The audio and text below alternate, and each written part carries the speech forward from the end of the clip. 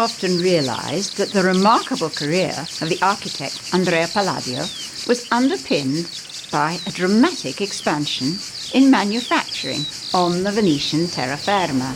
So, what architectural traces of this industrial boom remain in the landscape today? And what is their state of preservation?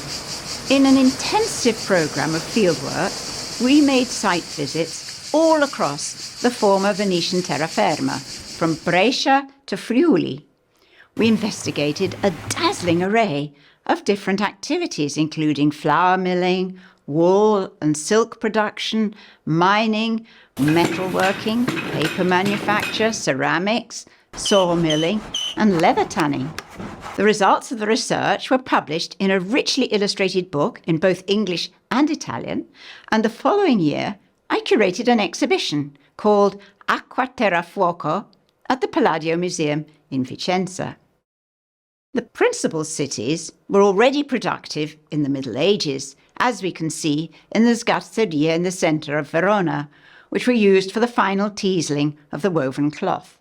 In the wave of new inventions of the 16th century, industrial activity spread to more rural settings in the foothills of the Alps, where the line of natural springs provided ideal sites for the exploitation of hydraulic energy. We hope to persuade the public that early industrial sites are places of the greatest historical interest, often set in landscapes of outstanding natural beauty.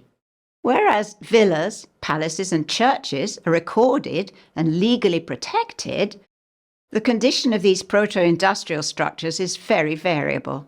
Some are merely ruins, such as the 34 lime kilns in Val Canzoi. A few are lovingly maintained by local enthusiasts, as seen in the forge known as the Maglio Cannello, or the sawmill at the Valli del Pasubio. Some are even still in full operation, such as the flour mills at Grancona and Godia. This project provides a model for the study of the proto-industrial heritage of Europe, 2 centuries before the Industrial Revolution itself. This patrimony has much to teach us about the use of local materials, the ingenuity of machinery, and the conservation of natural resources. In particular, the project has highlighted the advantages of water power as a clean, renewable, economical source of energy,